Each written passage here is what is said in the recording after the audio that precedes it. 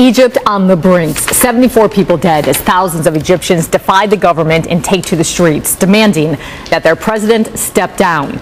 The protests during rallies outside the United Nations, the Egyptian embassy in Washington, D.C., and the White House. And those protests being fueled by rising poverty and rising unemployment. Yeah, tough situation. President Hosni Mubarak fired his cabinet and named a vice president for the first time in almost 30 years since he's been in power, as he tries to hang on despite the swelling opposition.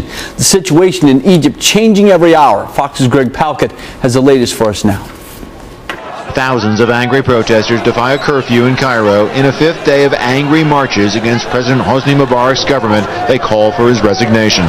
Clashes with police and large gatherings leave many people stranded, including American tourists. It was definitely unlike anything I've ever seen before. At least internet, you could contact your family, but we had no internet service, so that wasn't good. The signs of Egypt's political unrest are everywhere. Scrawled in black paint on the side of a tank are the words, "Down with Mubarak." Another reads, "I am Egyptian. I am against terrorism. I oppose corruption." And Egyptian soldiers entered the Egyptian Museum to secure it from looters. The museum is home to priceless ancient artifacts, some dating back 5,000 years. Egyptian police are calling for the crowds to leave the streets. We appeal to you to abide by the curfew. Those individuals who break the law will be arrested and dealt with very severely. President Mubarak is sending signals of his own. His cabinet has resigned on Mubarak's orders, and he's named his intelligence chief, Omar Suleiman, as his vice president. The decision indicates Mubarak may not run for re-election. This is a compromise that the demonstrators can take a look at, but it also shows the military is not going to be pushed out of its central position of power, even if President Mubarak ends up stepping down. There were reports that President Mubarak's two sons, Gamal and Allah, had fled Egypt for safety to London. Those reports denied by state television tonight. In Cairo, Greg Palkett, Fox News. So, by now you've figured out that the situation in Egypt is complex. We are turning now for some answers and analysis to our national security and Middle East security expert Christopher Hinn, joining us here in the studio. Chris, you've traveled to Egypt about 20 times, and you know that country very well, so we appreciate your time tonight. Can the protesters actually force Hosni Mubarak to resign, or does he have enough clout with the army still to thwart those protesters and hang in there? Well, Keith, I think the overall population of Egypt is had enough and frustrated of the economy. So they will continue and they're going to press forward. I don't think anything is going to change that new wave.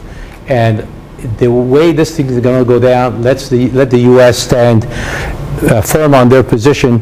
This got to change, and it got to change now. We're not going to see anything different unless we see the change of democracy. And probably is the first time real democracy could be established in the Middle East. Fascinating concept. So we know that Mubarak forced his cabinet to resign and installed a vice president for the first time in almost 30 years, sort of a buddy of his intelligence agent.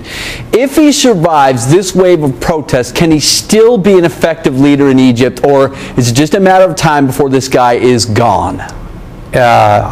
Omar Suleiman, I had the pleasure of meeting him once between Orlando and D.C., and I had spent some time with him. He's a brilliant person, intelligence background, of course, but his position is only going to be impacted by the people. Hosni Mubarak is weak. I think he's lost his impact in the Middle East, especially in, of course, Egypt, and without question, it's only a matter of time before he gets pushed out. Now, the fact remains is that U.S. government still needs to support financially Egypt, but as far as the economic and the democracy has to be stand. Okay, so Mubarak is a longtime ally of the United States, been in power almost 30 years. Mr. Obama in sort of a delicate position. Does he stand with Mubarak, or does he go over to the side of the people pushing for more democracy there, or does he just walk right down the middle? Well, I think the new leader, if we're talking about that, I think he's going to walk a real fine line down the middle. But still, the issue here's what we're all doing. We're going all over the map. We need to focus on what's the real issue. And the concern we have is the democracy these individuals are asking for. That's all they're asking for. This is not about religion.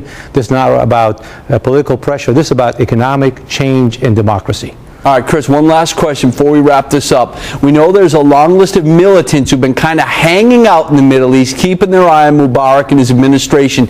If he leaves, do they become a problem, or is that just not a likely scenario? Well, it depends on what we do now. That's where the U.S. can come in and really stand strong. And the Arab nations are in surrounding.